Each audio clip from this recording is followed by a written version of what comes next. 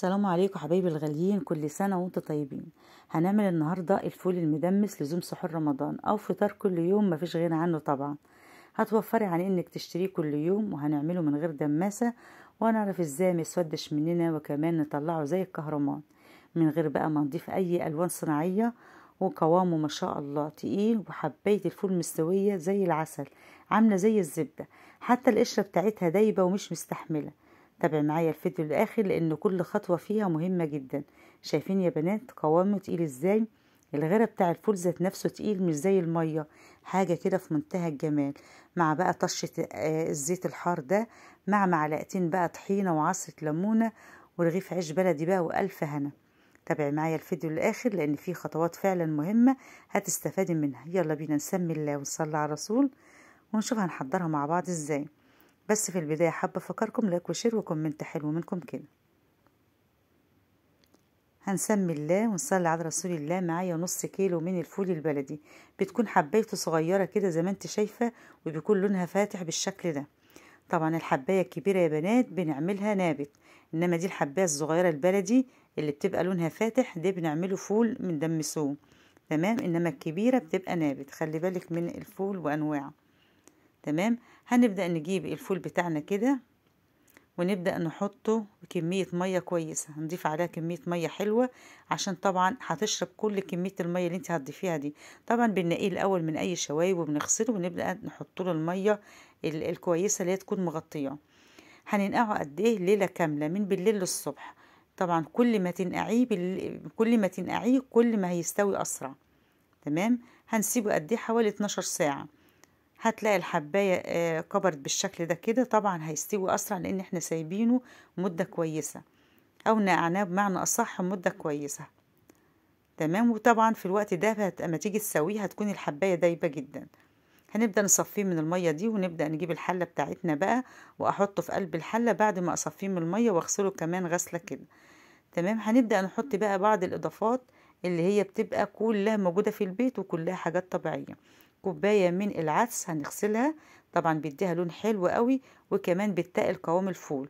ونبدأ نحط عليها كمان كوباية من الفول المدشوش، تمام. الفول المدشوش طبعا بيخلي الغيرة بتاع الفول تقيل ومش بيخليه زي المية.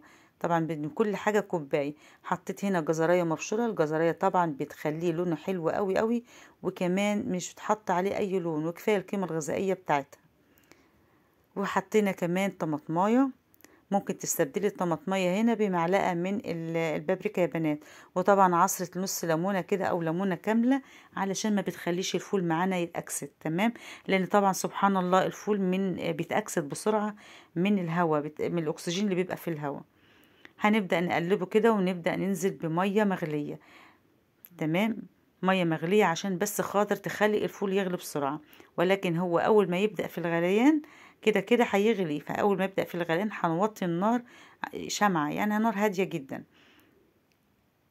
هنبدأ بقى نقلب كده كل المقادير دي مع بعضها، ونبدأ نحط كمية المية المناسبة، تمام، عشان خاطر ما نكشفش الغطا كل شوية ونبدأ نحط مية. فكمية المية المناسبة ونبدأ نحطها على البوتاجاز. هنحطها مدة قد ايه؟ قعدت بالظبط على البوتاجاز يا بنات 4 ساعات، تمام. هنبدأ نبص عليها كده ما شاء الله. اول ما غلت هنهدي بقى النار. طبعا احنا ضفنا كمية المية المناسبة، وكمان ضفناها مغلية عشان تسرع من عملية غليان الفول. بعد ساعة تعالي بقى نكشف الغطا. هنبدأ نضيف لها مية، طبعا هي شربت كل المية، هنبدأ نضيف لها مية، والمية بتكون سخنة. ما نزودش مية يا بنات باردة، لا مية سخنة عشان ما تقللش من عملية السوا بتاع الفول. خلي بالك من الخطوات دي. احنا حطينا ونقعنا الفول ليلة كاملة علشان خاطر ما تاخدش سوا كتير. وكمان حطينا بعض الاضافات اللي انت شفتيها دي بتخلي قوام الفول تقيل، وفي نفس الوقت بتخلي لونه كده زي الكهرمان من غير ما نضيف اي الوان صناعية، كلها الوان طبيعية وموجودة عندنا في البيت ان شاء الله زي ما انت شايفة كده. شايفين؟ هنبدأ بقى زودنا المية ونبدأ نغطيه، حتى المية بتاعتها زي الفل ازاي وفاتحة وجميلة. هنبدأ بقى نغطيه ونسيبه يكمل سواه، ما نكشفش عليه بقى كل شوية علشان خاطر ما يتأكسدش معانا زي ما انا قلتلك من الليمون اللي احنا حطيناه، وفي نفس الوقت يستوي على طول. النار بتكون هادية جدا جدا. ونزود المية كلها دفعة واحدة، يعني لو حبينا نزود ممكن تكون على مرتين او على دفعتين بمعنى اصح، عشان ما نكشفش الغطا على طول. تمام. شايفين الفولة ما شاء الله مستوية ازاي، عاملة زي الزبدة، القشر حتى وانا بدوس عليها دايبة.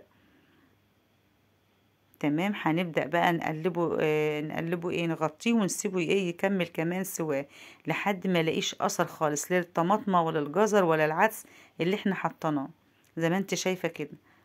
هنبدأ بقى نشيل كده بالكبشة ونبص كده، مفيش اثر للطماطم ولا الفول المدشوش اللي احنا حطيناه ولا حتى الجزر.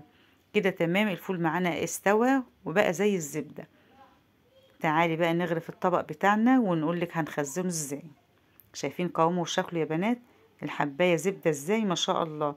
كده الفول كده لف وبقى جميل، يعني كده الغيرة تقل، المية او الغيرة بمعنى اصح تقل. تعالي بقى نغرف احلى طبق فول، ولا حطينا بقى عليه لون ولا حطينا عليه اي حاجة. جميل جدا، كلها حاجات طبيعية من البيت، مش زي اللي بره بيحطلك عليها دقيق نشا لون صناعي. تعالي بقى نغرف طبقنا. شايفة حبيت الفول عاملة ازاي ما شاء الله، زبدة زي العسل. التك عليها بجد حلوة، مش مستحملة حتى احط ايدي عليه. وما خدتش يعني سوا كتير. بعض الناس يحط الفول بتاخد 6 ساعات، ده خدت 4 ساعات على نار هادية، لان نقعناها ليلة كاملة. وكمان يعني حطينا لها مية مغلية، ما حطيناش مية باردة او مية من الحنفية. هنهرس بقى، انا بحب نهرس الفول كده نص سوا نص هرسة. نص هرسة. ونبدأ نضيف بعض الإضافات، حط له بقى ملح وكزبرة، ونبدأ نحط بقى الزيت الحار الجميل، الطشة الجميلة اللي بجد يعني بتخش القلب قبل ما ناكلها، حاجة كده في منتهى الجمال. مع بقى معلقتين 3 من الطحينة، عصرة ليمونة، رغيف بقى عيش بلدي، وألف هنا وشفا. بجد أحلى حبة فول هتاكليهم، حلوين جدا جدا. شايفين الزيت بقى وهو بتطشيه كده، زيت الحار. وبعدين حبة بقى من الطحينة وتضبيها. وممكن تعملي الدقة الجميلة اللي بعض المطاعم بيعملوها، تعملي بصلاية عليها طماطماية وقرن فلفل، وتكوني بقى موضبة الفول وهرساه وحاطه التحابيش بتاعته اللي هو ملح وكزبرة، وتاكلي أحلى طبق فول. شايفين مع بقى عصرة ليمونة كده في منتهى الجمال، حلو جدا يا بنات. شايفين قوامه عامل ازاي، بجد حلو قوي. هنبدأ بقى نجيب بقية الفول بتاعنا بعد ما يهدى ويبرد، ونحطه في اكياس ثلاجة بعد ما يبرد خالص. وبعد ما تحطيه في اكياس ثلاجة تحطيه في الفريزر وتطلعيه وقت ما تحتاجيه على طول. شايفين الجمال، مفيش بعد كده. اعملوها بالطريقة دي وان شاء الله انا واثقة انها تعجبكم. ولو حسيت انك استفدت من الفيديو، لايك وشير وكومنت حلو منكم كده. تمام. انا عبيت الاكياس بتاعتنا، يعني حبيت اوريها لكم. بتفضي بقى الهواء منها وتاخدي بقى الكميه اللي بتحطي الكميه المناسبه ليكي في قلب الكيس بتاع التلاجة، وتحطيه في الفريزر وتطلعيه وقت احتياجك على طول. وكده الفيديو بتاعنا خلص. اتمنى ان يكون عجبكم واستفدتوا منه. اشوفكم على خير. سلام عليكم، كل سنه وانتم طيبين.